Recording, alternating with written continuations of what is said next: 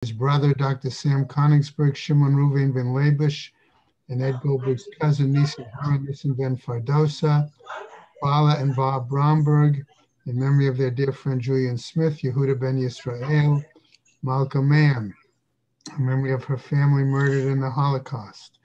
Harav Tzvi Hirsch ben Shlomo Yaakov, Sarah bat Ephraim, Yisrael David ben Harav Tzvi Hirsch, Ephraim ben Harav Tzvi Hirsch, Adia bas Harav Tzvi Hirsch, Miriam bas Harav Tzvi Hirsch, Pesel bas Harav Tzvi Hirsch, Shalom ben Harav Tzvi Hirsch, Shlomo Yaakov ben Harav Tzvi Hirsch, Shmuel ben Harav Tzvi Hirsch.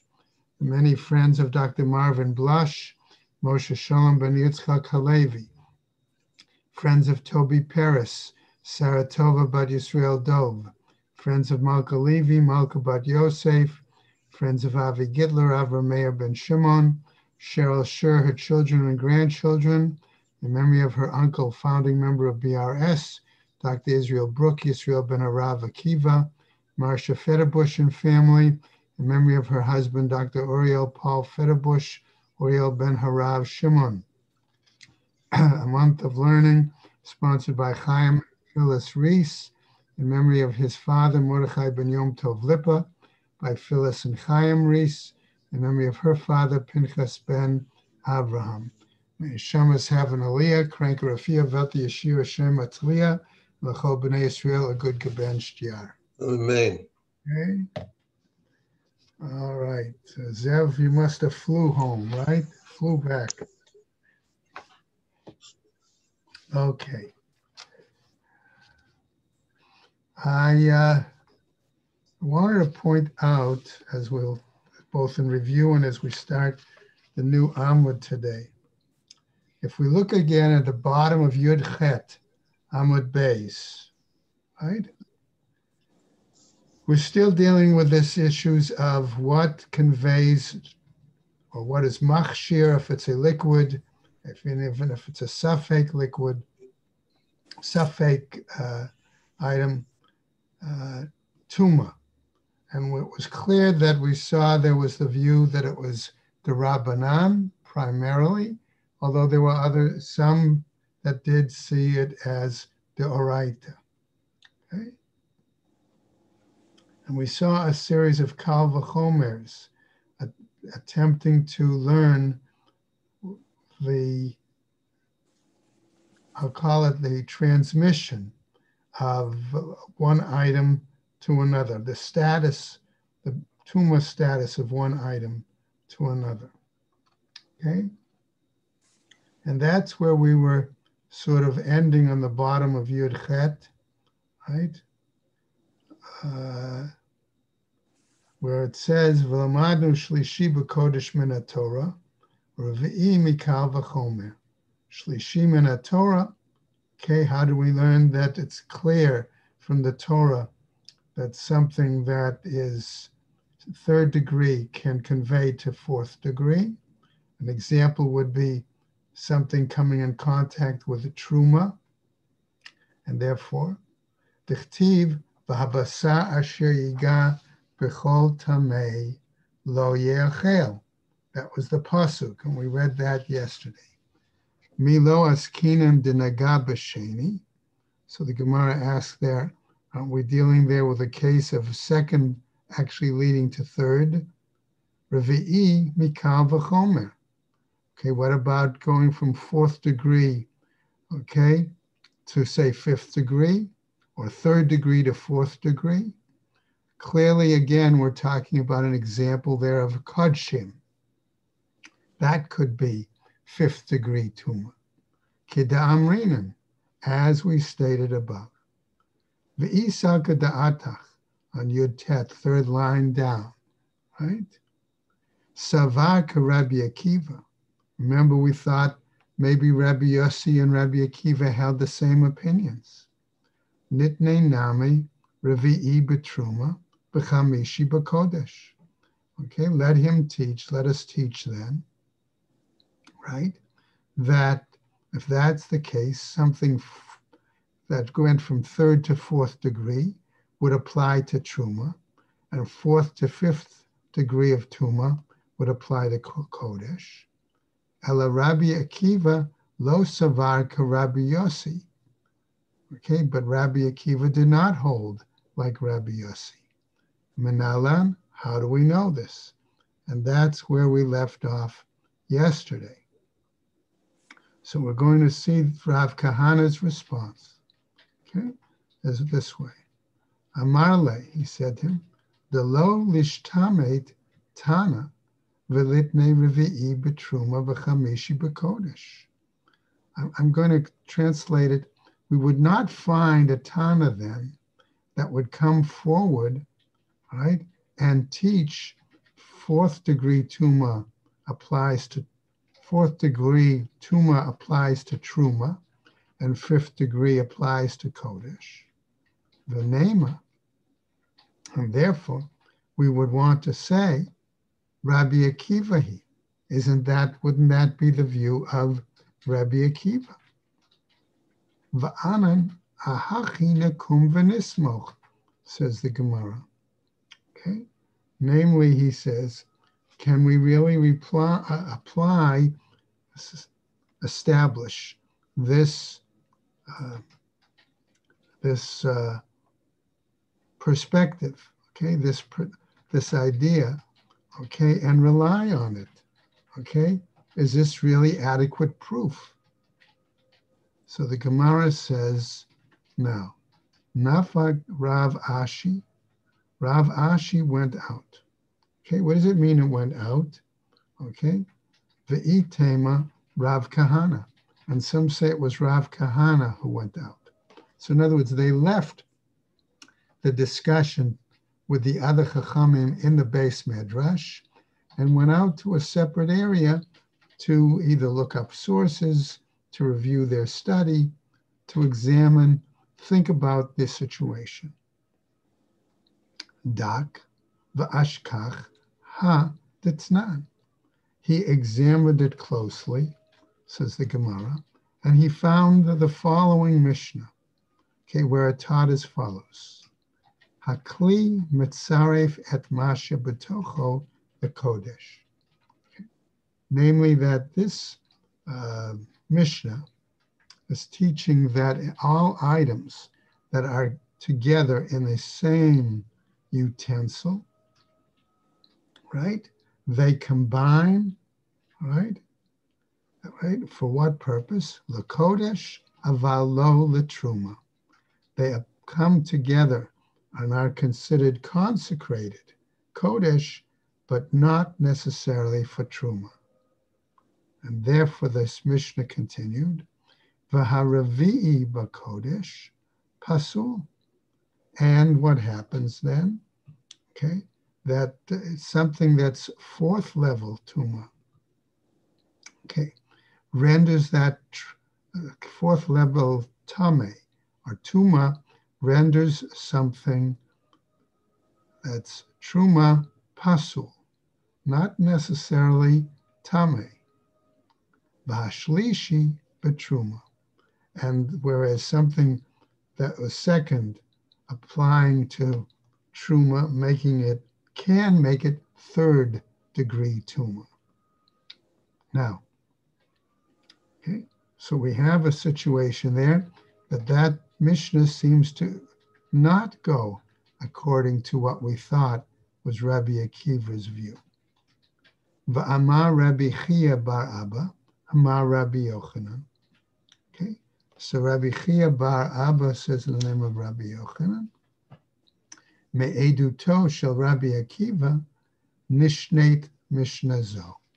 That this particular Mishnah was taught as part of the testimony that Rabbi Akiva gave on that day, on the Bo Bayom day, the Tanya, as taught on the bright Mishnah as follows. Hosif Rabbi Akiva. Rabbi Akiva added the following. Hasolet, in terms of a flour, v'hakatoret, and incense, v'halevona, and frankincense, v'hagechalim, and the coals, she'im naga tvul yom b'miktzatan, that if they were in contact with someone who is a tvul yom. Remember, we said that as an individual who's had immersed, okay, in the mikveh, but did not needed to bring their korban the next morning, and so therefore they were not totally tuma free, b'miktzatan. Pasal et kulan, it renders all of them unfit, pasul. Revi'i, okay, in chamishi lo, okay, and it could render something to fourth degree tuma, but it cannot render something fifth degree tuma. Shlishi in revi'i lo, or something else, it could render it third degree tuma, but not fourth degree tuma. Okay.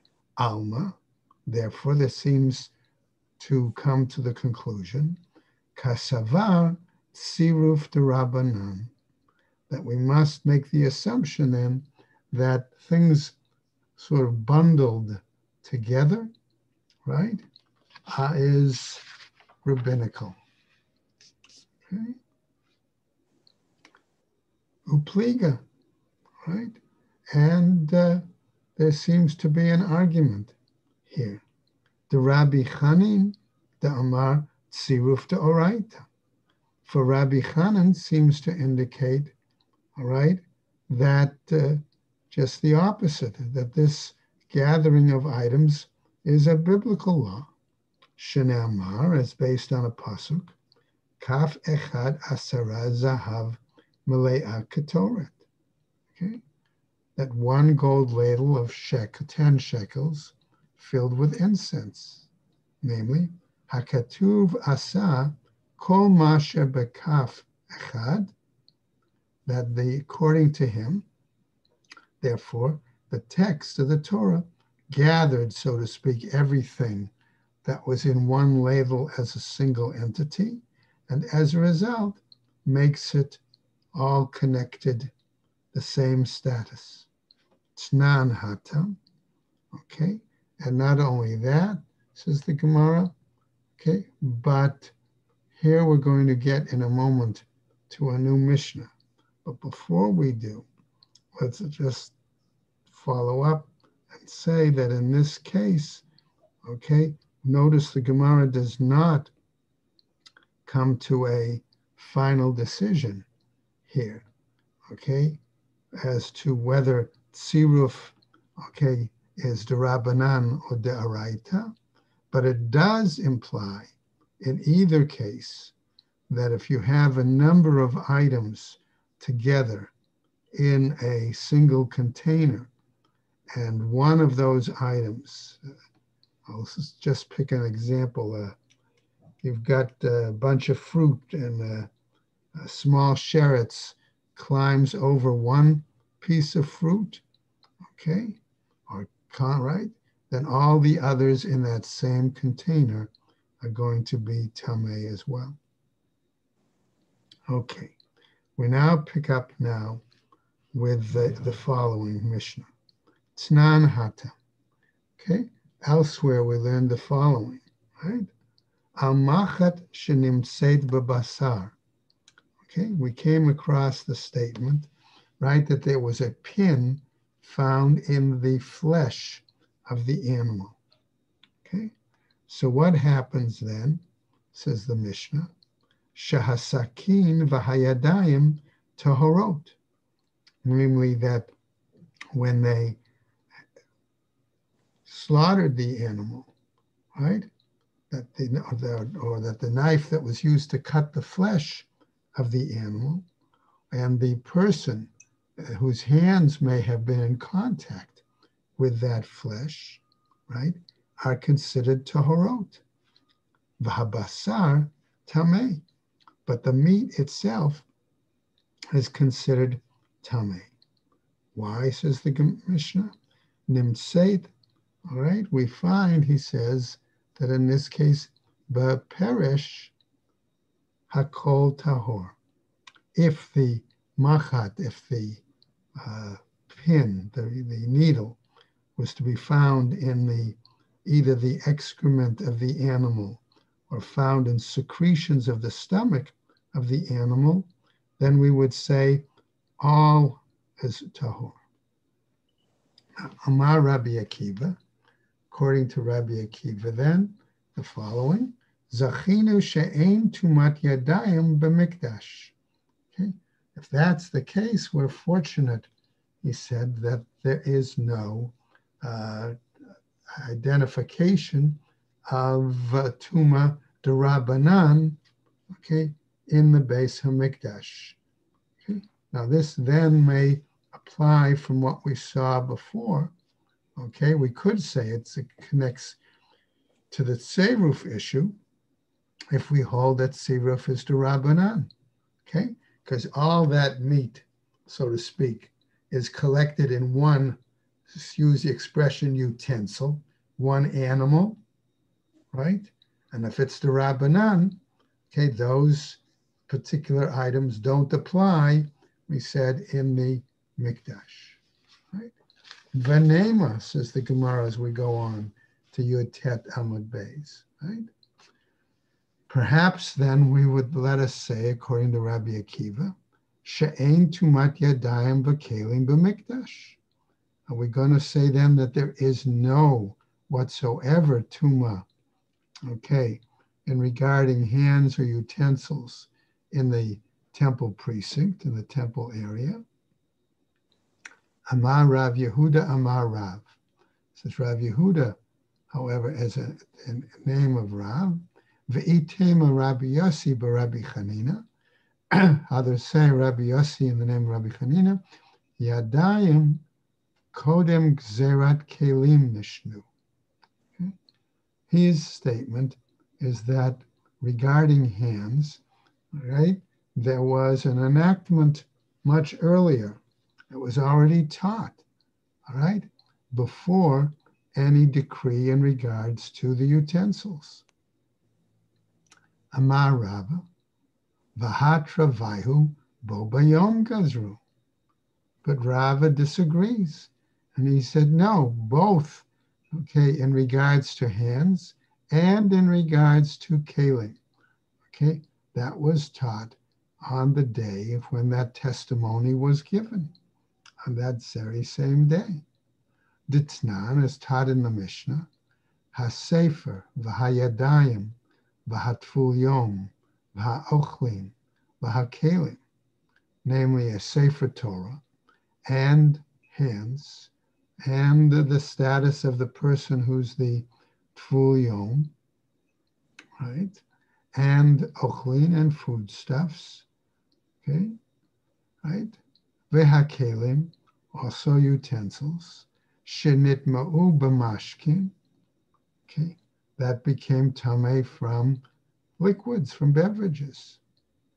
El amar Rava, says Rava, hinach letum'at sakin. Put aside, he says, the issue concerning the knife. Da'afilu b'chulin nami lo metame. Because even, okay, in regards to non-consecrated meat, okay, we don't say that the knife would become tamei. So the Gemara asks a question. Hai sakin denaga b'mai. What then did the knife come in contact with? Ilema denaga b'basar. If we say it came in contact with the meat, with the flesh of the animal, and that flesh was where the needle was found, let's say, ha ein ochil metame kli. Here we say that a food does not contaminate, if you will, a utensil. Ve'ela denaga b'machat. But maybe instead we say, right, that the knife actually came in contact with the needle itself. Vaha ein kli metame kli.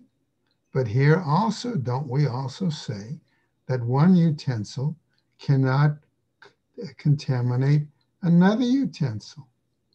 Okay? If we're saying that the needle, let's say, is not an av tuma, right?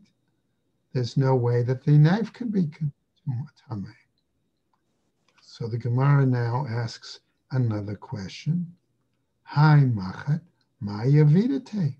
So regarding this needle, so to speak, what do we do with it? What's its status? Right? Inema. Right? If we want to say safek machat, okay? If we say the needles of is not known, its source, its origin. Vaha itma, and here on this Rabbi Eliezer, Rabbi Yossi, Rabbi Chanina, okay, said the following: Chad amar lo gazru al safek harukin shebiyushalayim.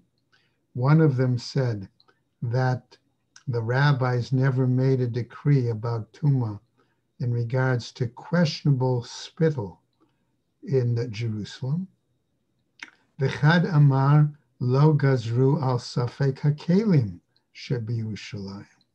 And one argued that the rabbis never made a decree in regards to questionable utensils in terms of Jerusalem. Okay, in Jerusalem. Okay, so if we don't have a clear understanding, okay, of what the status of the utensil is, and we're going to see that in more detail in just a moment, right? So the rabbis did not make a gezerah for that, right? Now, under what circumstances, we're going to just introduce the next part of the Gemara, are we going to be talking about? Let's say people are bringing utensils to a mikveh, right? And that to be tovel. The utensil they felt became tameh, they want to tovel it in the mikveh, okay? And you're the person behind that individual carrying the utensil, and you see that the person put the utensil down, okay, on the pathway before going into the mikveh. How do you know what the status of that utensil is, whether it's tameh or tahor? Okay, well, we're going to see the example, okay, here, that sometimes you had a mikveh with a separate entrance and a separate exit. And if the pathway was wide enough for both, then you could assume that if the utensil was on the side of the pathway going into the mikveh, that would be a tameh utensil. If the utensil was on the ground on the other side of the pathway, the side where there was a clear exit coming out of the mikveh, you could assume that that utensil is tahor. But if the mikveh only had a single entrance, you certainly didn't know. We could also, so to speak, raise a similar question about the issue of the spittle. Did people walk in the middle of the roadway, or did they walk on the edges of the roadway? And where was the spittle found? And was it during the time, let's say, of one of the Shlosh Regalim, where you had a lot of people in Yerushalayim, and some people would be more stringent about it than others. So keeping those ideas in mind, we now continue. Amar Rav Yehuda, Amar Rav. Okay, he's tried to make a comparison in the name of Rav to clarify. Kagon she'ebda lo machat tamei meit. Let's assume, however, he says, that this particular needle had been contaminated by a corpse. Vehikira babasar. Okay? And then he recognized that needle in the flesh of the offering, right? In the sacrifice. Rabbi Yossi b'Rabbi Avin Amar, Kigon shahayta para chasuma uba'a michutz lYerushalayim. Rabbi Yossi suggests another interpretation, clarification, that perhaps this was an animal that had been muzzled, okay, and it came all the way from outside Jerusalem, okay? So in other words, if that's the case, how did the animal have the needle in it? It must have swallowed the needle before it came into Jerusalem, and therefore, clearly in that case, again, we would have to say that that needle is tameh. And we couldn't apply this statement that we saw earlier about Safek in Yerushalayim. So the Gemara wants to clarify this in more detail. Gufa. Rabbi Elazar v'Rabbi Yossi b'Rabbi Chanina. Chad amar lo gazru al Safek harukin sheb'Yerushalayim. One says that the rabbis didn't impose a gzera regarding tuma on spittle found in Jerusalem. The other said the rabbis did not impose a gzera in terms of questionable kalim, okay, in Yerushalayim. And now, rokin tanina, kalim tanina. Regarding the saliva, the spittle, we already know this, okay, that generally it was taught that during the time of the Shlosh Regalim, okay, those people who were careful, okay, would instead walk on the edge of the roadway, okay? And so therefore, if they needed to spit, they would spit on the edge of the roadway and not in the middle, okay? Kalim tanina, okay, in regards to utensils, also we understand there that that was taught, okay? But the Gemara says, rokin tanina, Ditnan kol harokin hanimtzaim b'Yerushalayim tohorim. Okay, that it was taught in a Mishnah that any spittle found in Jerusalem would be tahor, chutz mishel shuk ha'elyon, with the exception of that found in the upper market. The reason the exception was made there was because there were Gentiles that were commonly found in that upper market. But clearly, Jews would be very careful, okay, if they were, okay, particularly during the time of the holidays. Right? Lo, says the Gemara, tzricha afal gab de itchazik zav. Okay, the answer is, according to the Gemara, is that it was important to make this statement and to teach it, okay, even though we know that there is an established a chazaka, an established status, that spittle of a zav would be tameh and could have passed in that area as well. Okay. Now, kalim tanina, in regards to the second example of utensils, the tnan kol hakelim hanimtzaim b'Yerushalayim. Okay, all those utensils that are found. You have, as an example, I said something found. Derech Yerida lebeit hatvila, if they're found on the way that they're going sort of down into the mikveh, tmeim, the assumption is that they're going to be considered tameh. Ha, da alma tahori. But the Gemara challenges that, right? But here, in general, aren't they considered tahor? Aren't they considered to be pure? So the Gemara raises the point, ula ta'amech, but according to that, your line of reasoning, I might say as follows, Seifa derach aleh tahori. Hada alma tmeim. I could use the same kind of logic and say, basically, if I find utensils on the way up from the mikveh entrance, they ought to be tahor, and any other utensils in general ought to be considered tameh.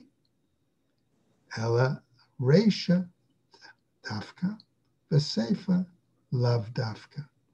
But rather what we're going to see is the Gemara says, okay, our earlier statement is more exact, and our later statement, okay, that ulata'amech statement, okay, is less exact. What exception? La'afuki giziata, with the exception of some sort of narrow passageway or narrow alleyway, right? Because there, that may mean that there was only one entrance to the mikveh. And since it's a narrow pathway and you see a utensil there, you don't know for sure what the status of that utensil is going to be. Okay? Now, we come back now to an earlier statement. Ula Rav, and according to Rav, the Amar Kagon she'avdalo machat tamei mate, right? Vehikira babasar. And coming back then to the statement of Rav, who attempted to explain the Arbraita, that one had lost the needle, okay, which had been considered tameh because of a corpse, and now recognize that needle in the flesh of the animal. Kevan de amar mar, since the master, in other words, the same rabbis had taught b'chalal cherev, they taught a principle of chalal cherev, namely that if an individual was killed by a sword, the same way that the corpse is considered tameh mace, it now renders that weapon, that piece of steel, if you will, the sword, equivalent in terms of its level of tuma. Okay, it also would be considered that level, right? Cherev harehu kechalal, namely that the sword is similar to the corpse in that case. And therefore, he argues, Adam, Akalim, Nami Litame. All right? If that would be the case, then that needle that's found in the meat of the animal should be of the level of tuma that is going to render a person or other utensils tameh. Okay. Amar Rav Ashi, says Rav Ashi now, trying to clarify the situation, because that would disagree with what we saw earlier. Not only would it render the knife that was used to cut the meat, the flesh, but it would render the Kohen, at least his hands, tameh, right? Amar Rav Ashi, Zot omeret, right? Azara reshut harabim hi. That seems to imply, though, okay, that the temple courtyard is considered a public domain, okay? And when we have questionable suffix tuma in a public domain, we say generally that the person is going to be tahor, right? Vahave le suffix tuma bereshut harabim. And here then we says the Gemara, we have a questionable status of tuma in public domain. The kol suffix tuma bereshut harabim sfeiko tahor. And any questionable tuma status in public domain is going to be considered, because of that question, tahor. ha b'reshut yachid, whereas here in a situation where if it's the private domain, sefeko tamehu, okay, then we would declare it the status tame. So the Gemara continues from there. Michdei, okay, since we've said this, ha machat, okay, regarding then, okay, this particular needle, right? Davar she'ein bo da'at lisha'elhu. But the needle is an object, okay, that we can't ask any questions about it. We can't determine, okay, that that we could find out its status by asking it, right? And therefore, the kol davar she'ein bo da'at lisha'el, and we generally say that any object, okay, that doesn't have the ability to be asked about its status, bein bereshut rabim, bein bereshut yachid, regardless of its domain, okay, public or private domain, sfeiko tahor, then it's a questionable status. We render it tahor. Mishum dahave safek tuma haba'a biyadei adam. Why? Because we generally say, right, that if there's a doubt, okay, that it would become about, I would say, because of human interaction, because the behavior of a person. And that's where it might, particularly in a private domain, okay, be applied, that it could be tamei, right? Va'amar Rabbi Yochanan, and Rabbi Yochanan therefore clarifies and says as follows: Safek tuma haba'a biyadei adam. If tuma comes about through the actions of a person, we'll go over a little bit. Nishalin alei, okay? Namely, we should be able to inquire about this with regards with the Beit Din, right? Afilu b'klei hamunach al gabe karka, even in regards to a utensil that's found on the ground. Kidavar sheyesh bo dat l'sha'el, because then it could be treated like something that has an intellect or something that could be questioned and clarified, okay? And so therefore the implication would be that maybe the Azara is not considered a Rishus Harabi, but could be considered, okay, a Rishus Yachid, okay? And in that case, all right, we would say then that the needle could render the knife, okay, tamei, okay, in that situation, right? So we're going to stop right there, okay? And tomorrow, okay, as I said, we'll pick up from that point.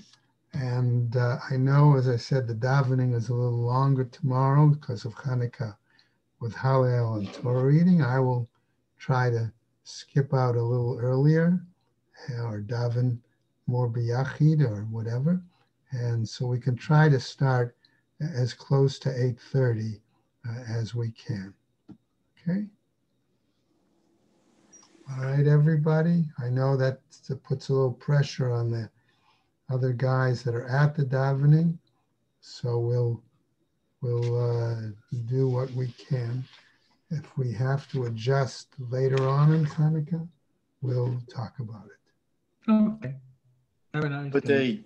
Good day, Rabbi. Good day, All gentlemen. right, everybody. Take care and wish you all Chag Urim Sameach, as they say in Israel.